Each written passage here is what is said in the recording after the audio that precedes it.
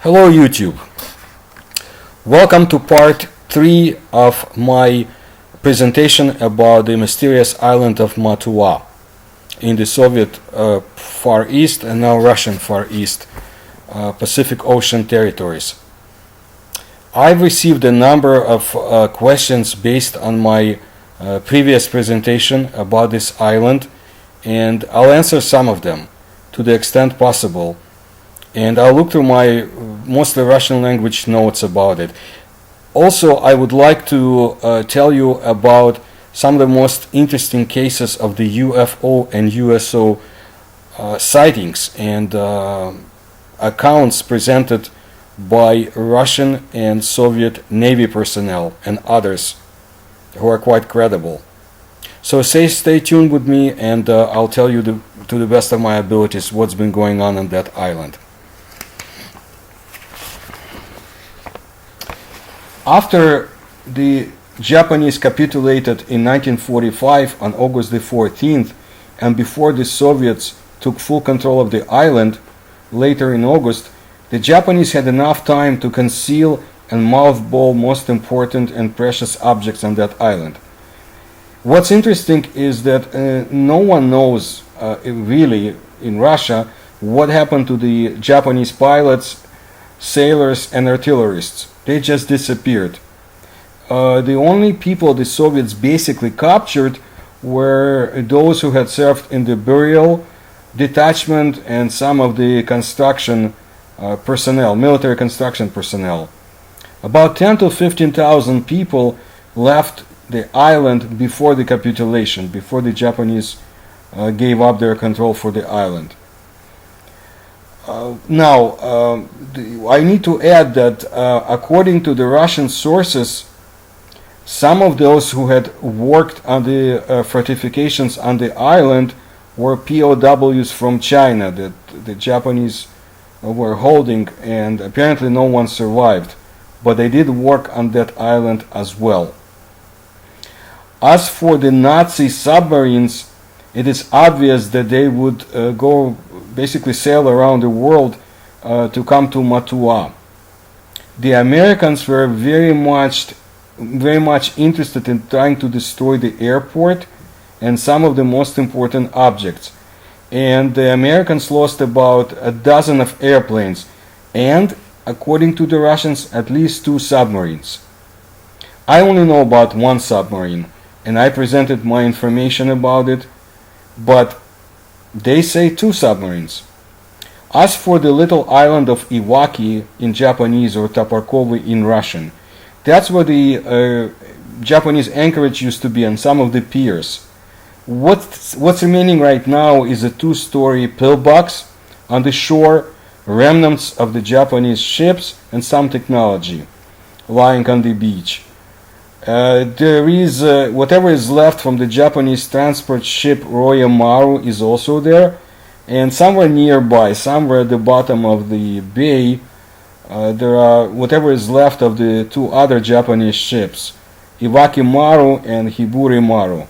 It was the American submarine SS-233 Herring that ended their existence, but in turn the submarine was also destroyed, and I talked about it previously, so no need to right now.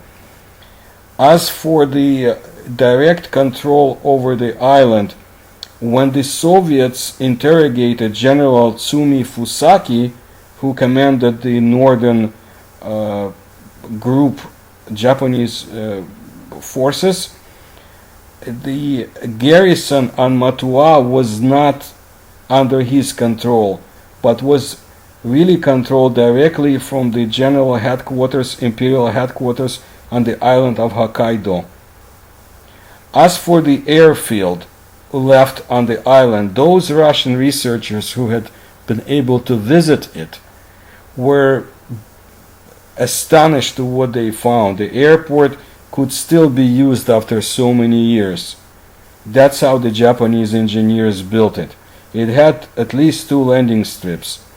And what's interesting is that apparently they were being heated, those airstrips, and the Japanese used thermal waters for it, and apparently till 1985 was the airport heated. What the airstrips were being heated by the thermal waters. How it could be so, I'm not sure. You need to be an engineer to understand it, but that's what the eyewitnesses reported. It was a strategic airport for the Kuril Islands, and again, the Americans were bombing it to the ground. Apparently, they didn't really go after many other objects except some selected targets. As for what happened on the island during the Soviet times, again, we don't know that much, and I'm sure that there are files that contain more information, and I'm not the only one. But basically no civilian people were allowed to go to the island. There were a number of military units on Matua, definitely border guards, and those who had served radar stations. There are some broken equipment. You can find some broken equipment from 60s and 70s all over the island. About the people who had disappeared, it was back in the late 1970s that 3 border guards had disappeared. It was a sergeant and 2 soldiers who had enough curiosity to try to get down into the Japanese fortifications, and no one had seen them ever since. I think they went down one of the ventilation shafts in the mountain Krugla, the one that I described, the most serious object on that island that most likely contains a number of floors leading down into the bowels of the island. Apparently those who had visited the island said that no matter where you go on that island, you can find a lot of the objects whose purpose is not easy to explain, if at all possible. As for Nazi submarines, again, from May of 1945, we know that many of the German submarines had disappeared from Germany and from other waters around the planet, as well as the documents, treasures, most important things in their possession. Obviously, they went all over around the world, to Brazil, to South America, and to other places. Why not Matua? The island, it was so designated by the Japanese and built up that you could hide anything there. And no information was leaked from that island, from the years that the Japanese were holding it, and I'm sure modern Japan is not about to reveal any of the secrets that they know. So any cargo that would be brought to the island was concealed to the fullest, and there was no information about it. The commander of the Japanese garrison, Colonel Ledo, died in 1985. He left no memoirs, no recollections, no books. It is known that until the year 2000, Japan had an official society of the veterans of the island of Matua. But that's about it. We don't know anything beyond that. So we still are not sure what the Nazi submarines brought to the island, and what the Americans were trying to destroy, and what is it that the Soviets had actually discovered. So civilian Russian researchers had no chance to get to the island until basically the year 2001, when the border guard unit was removed from the island as the facility burned down. So there were some in Russia who said that who lamented the times under Yeltsin, saying that the foreigners could get into the Soviet territories and there was no capability for the Russian troops to stop them. Much has been stolen, and again, there was no fuel, no ammunition to stop them, and those were the bad years for Russia and so forth. I just want to bring your attention that it is in the year 2001 that the border guard units was removed from the island, and for the 15 years no military attention was paid to Matua. This was well after Yeltsin was gone. So just keep it in mind. And I am collecting information about the island, and I've read some accounts of those who had served it. I know about the Unit 28029, for example, that was stationed there. And people who had served on the island said that no matter how little control the Russians might have had in some of the years, they would have seen the others who would come to the island uninvited, and they would take care of them, whoever the invaders are. There were accounts of Japanese airplanes seen in the area in the 1960s, and from what I have been able to gather, some of the most interesting period on that island was between the years 45 to 65, meaning this was the most mysterious period, and a lot of things happened during that time that we have no accounts about.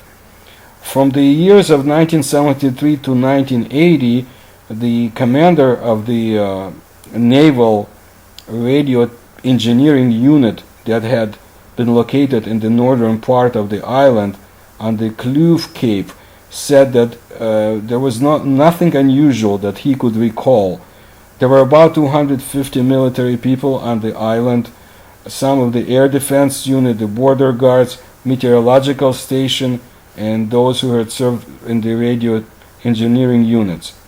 So there wasn't anything unusual during that time, but after that we already know that things were happening, and the soldiers disappeared probably after he had ended his service on that island, if we are to believe him completely. Some other Russian researchers are convinced that everything has been found long ago by the Soviet special units, I should say, and is kept well deep inside Soviet secret files and archives, most likely.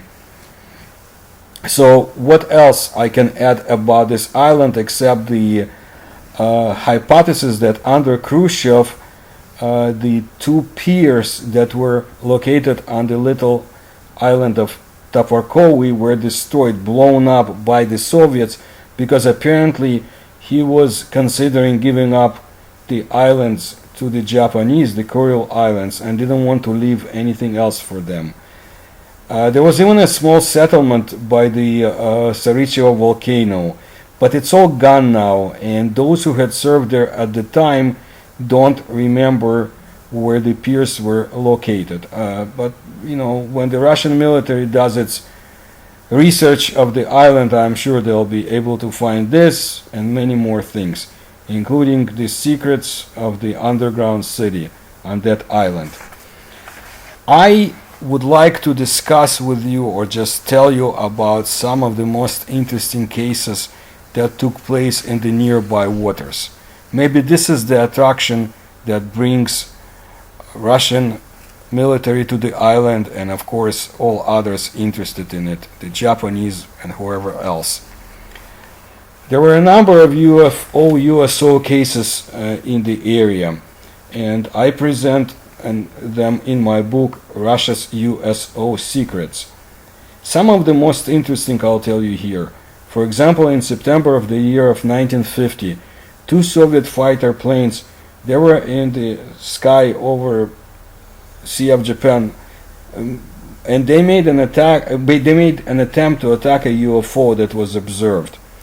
This was witnessed by the crew of a Japanese merchant ship. One of the Soviet planes, spent all of its ammunition without any results, came very close to the UFO, dangerously close, and then it started vibrating unexpectedly and broke apart into small fragments as a result of interacting with the UFO's protective field. This report was published back in 1998 in the in Russia, but the information comes from the old Soviet Union.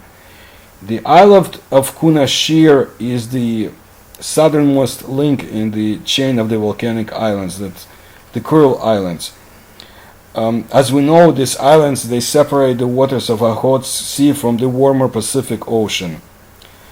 Now, when the Soviet Union took control of the island after World War II, Lyudmila Shevchenko and her husband served on that island.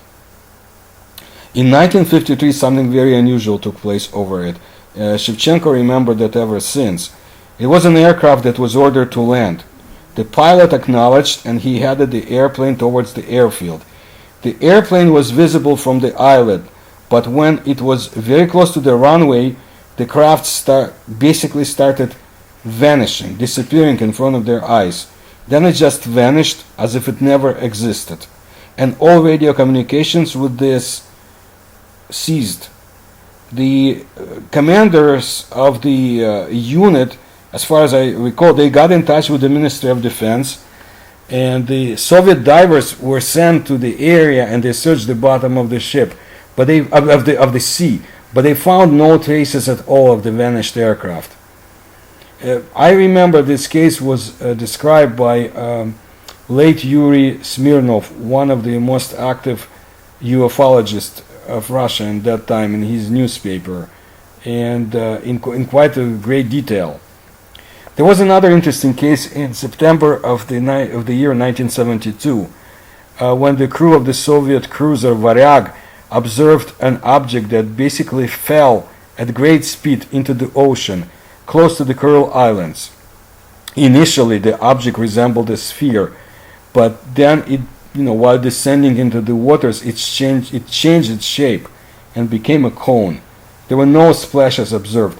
I also want to bring your attention to the year of 1972.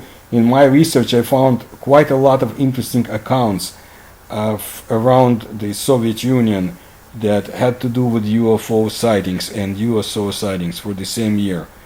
And then, again, the year of 1982, which is one of the most memorable periods in the history of Soviet ufology.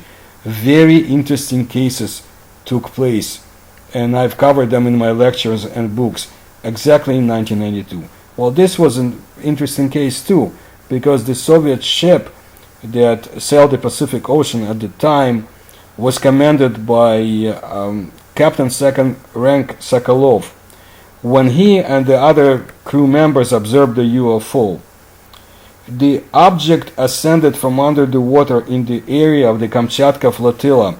It was a cigar-shaped object about 100 to 200 meters long.